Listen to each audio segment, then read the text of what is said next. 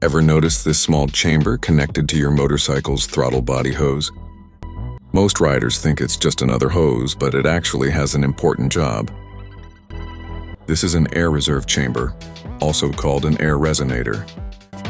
Its main purpose is to store a small amount of clean air and smooth out airflow entering the throttle body.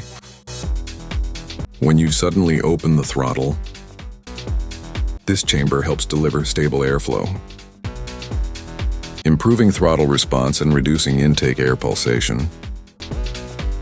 It also helps the engine idle more smoothly and can reduce intake noise. If this chamber or its hose becomes cracked, loose, or disconnected,